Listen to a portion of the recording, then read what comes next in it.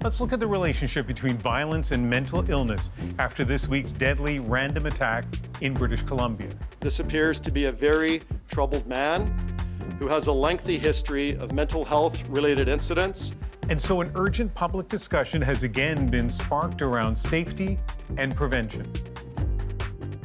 And we brought in two experts to talk about the link between mental health and public safety. And let's start with Keir McDonald, CEO of a Vancouver-based nonprofit that offers supports to people with mental health issues. Keir, when you heard about the attack here on Wednesday and that mental health may have been a factor, what was your reaction? Well, like many, when we heard the news, it was definitely a horrific act and hard to comprehend. The area is an area that, my family frequents regularly. This is downtown Vancouver, an area where we all hope would be safe, and that many people attend on a regular basis. So it was shocking, it was horrific, and definitely want to acknowledge the individuals that were seriously harmed and killed. Neil Boyd, longtime criminologist and professor at Simon Fraser University in Metro Vancouver. Your reaction to news of the attack, Neil? Upsetting. We've experienced a change in Vancouver, I think, over the past decade or two. We can even go back to 1970s and to deinstitutionalization and the problems that it created, and our general lack of investment in mental health services. I think that continues to be a problem. I want to play a clip. This is Vancouver Police Chief Adam Palmer shortly after Wednesday's attacks. What I can tell you is that this appears to be a very troubled man who has a lengthy history of mental health-related incidents, which have resulted in more than 60 documented contacts with police throughout Metro Vancouver. So, Neil, let's pick up where you left off just a moment ago. 60 documented contacts with police, a history of mental health issues. What does that history tell you? Well, it tells us that he presents certain risks to the public, but it's very much a concern. And I think Adam Palmer went out of his way to make the point that mental illness is usually not accompanied by violence. But when you add fentanyl, when you add substance abuse and mental illness in a kind of comorbid state, it becomes a problem. Okay, I want to play another clip from that time, the sort of post-Wednesday attack. This is Vancouver Mayor Ken Sim. We have to pivot. If we don't, we're going to be having more press conferences. We need a comprehensive mental health strategy. We have to look at bail reform. We have to look at conditions of probation. We have to look at supporting more support for mental health. It's pretty broad-based.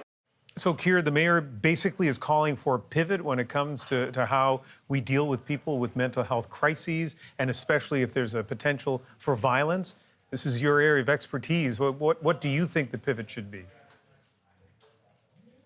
Well, unfortunately, there are no simple fixes or silver bullets. It is important to acknowledge that there has been some work done on strengthening the system. It was touched on earlier around some of the bail reform, which has been a hot topic. Many people ask, why are people committing offences and not being held? Why are they being released when there aren't appropriate, services and supports in community?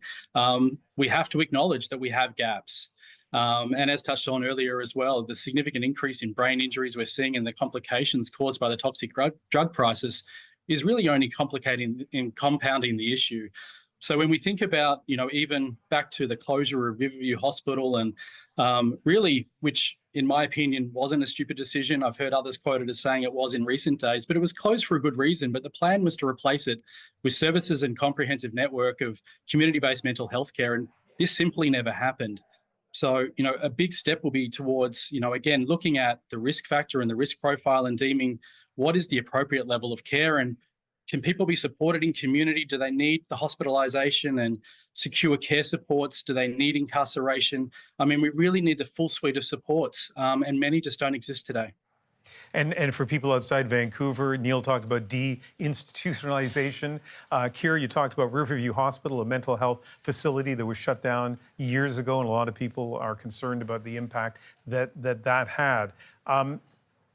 Neil, what about this notion that people who are suffering from mental health illnesses and have a propensity of violence, that something needs to be done to keep them off the street? I mean, there's a difficulty, obviously, in incarcerating people who haven't committed a crime. So from a criminology perspective, talk about that for a moment. Well, it is tricky. I think we have to acknowledge that there's a lot more need for support and for treatment. And at the same time, there are some people who need control. The form that control should take is unclear. And there are many different avenues to pursue. But I think restriction of freedom in some circumstances, I wouldn't recommend a jail environment, but more of a mental health environment with restrictions.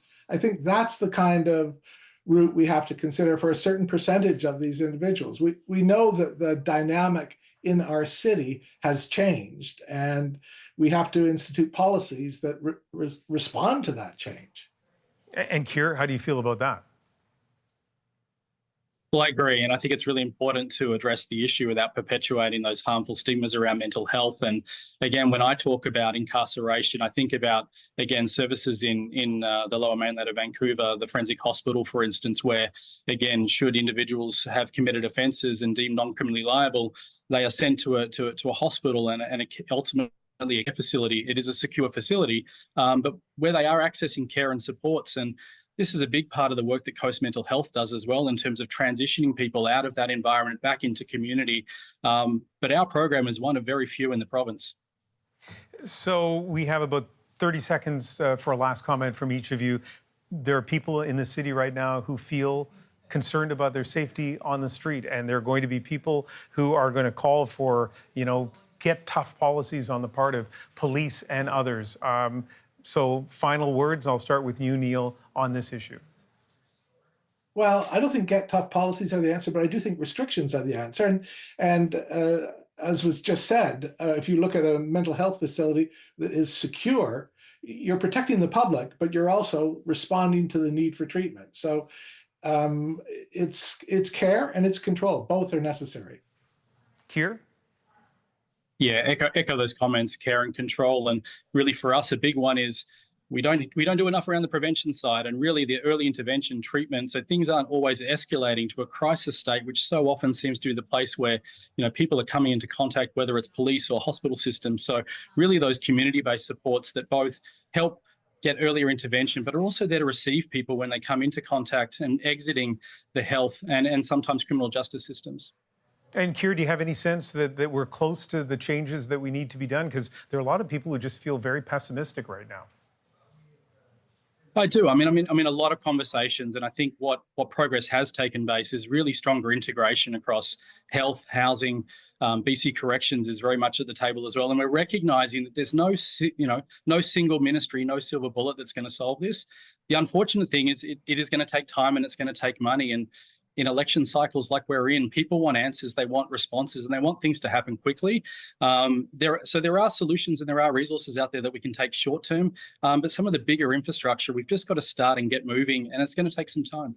Keir MacDonald, Neil Boyd, thank you very much. Thank you. Thank you.